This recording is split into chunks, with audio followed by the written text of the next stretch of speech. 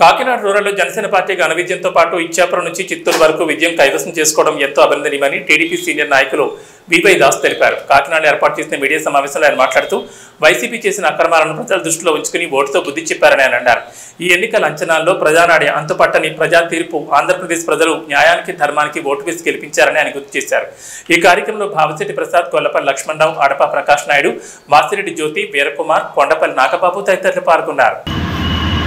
నేను 45 నియోజకవర్గాల్లో కాపు, తెలగ, బలిజ, ఒంటరి కులాల జేఏసీ తరఫున రాష్ట్ర తెలుగుదేశం పార్టీ కార్యదర్శిగా ప్రచారం చేశాను. 45 నియోజకవర్గాల్లో ఉమ్మడి 13 జిల్లాల్లోని పర్యటించి ఉడతా పడతా సాయంగా అక్కడ ఉన్న కాపు, తెలగ, బలిజ, ఒంటరి కులాలని మోటివేట్ చేసి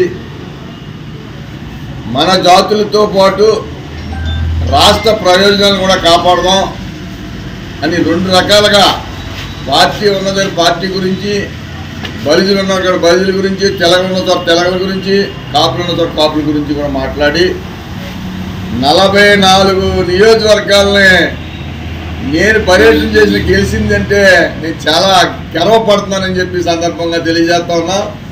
ఒక్క నియోజకవర్గంలోనే ఓడిపోవడం జరిగింది. అది కూడా 5,000 మెజార్టీతో. కుప్పం నియోజకవర్గం నుంచి మేము వస్తే పొంగనూరు నియోజకవర్గంలో ఎదిరెడ్డి రామచంద్రారెడ్డి నియోజకవర్గంలో కూడా చాలా గట్టిగా మాట్లాడి చెప్పాం మన బలిజోళ్ళందరికీ. కానీ ఆ ఒక్క నియోజకవర్గం కూడా ఓడిపోయిందంటే నాకు చాలా బాగుండేది. నేను తిరిగి 44 నియోజకవర్గాల్లో గెలిచి ఒక్క నియోజకవర్గం ఓడిపోయింది.